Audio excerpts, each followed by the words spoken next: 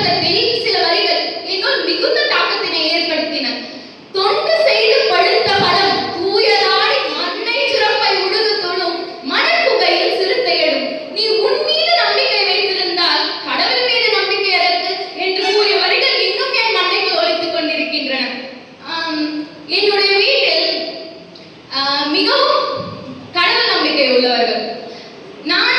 நானும் அப்படித்தான் இருந்தேன் 6ஆம் வகுப்பு வரை. அதன் பிறகு என் வீட்டில் நடக்கும் சுபகாரியங்களுக்கு கருப்பு உடை அணிந்து கொள்வது எனக்கு மிகவும் பிடிக்கும். கருப்பு உடை நீங்கள் எல்லாம் அணிந்திருக்கிறது எனக்கு மிகவும் பிடித்திருக்கிறது. அப்படி அணிந்து கொண்டு செல்வதை நான் வழக்கமாக கொண்டிருந்தேன். கால் மீது கால் போட்டு தான் உட்காருவேன். என் வீட்டில் மிகவும் நம்பிக்கைகளுக்கு இடம் கொடுப்பார்கள். எனக்கு அதெல்லாம் நம்பிக்கை இல்லை. ஏன் எதற்கு என்றுதான் பெரியார் கேள்வி கேட்க சொல்லியிருக்கிறாரே.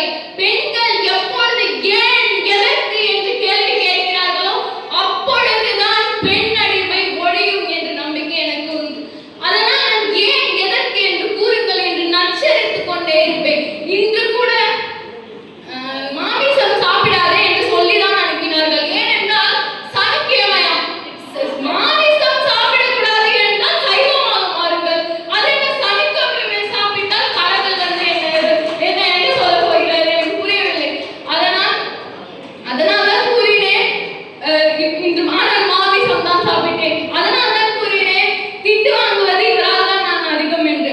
உண்மையில் சொல்லப்போனால் இவர்தான் பெரியவர்.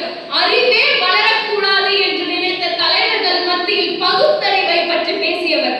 மதம் சாதி என்று எதுவும் கிடையாது, உயர்ந்தவன் தாழ்ந்தவன் என்று வரைமுறை வகுக்காதே என்ற வைத்தனத்தை எதிர்த்து நின்ற வல்லவர்.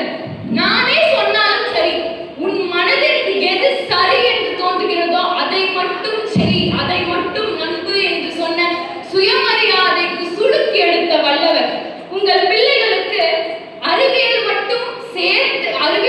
சேர்த்து பகுத்தறிவும் சேர்த்து ஊட்டுங்கள். பெரியார்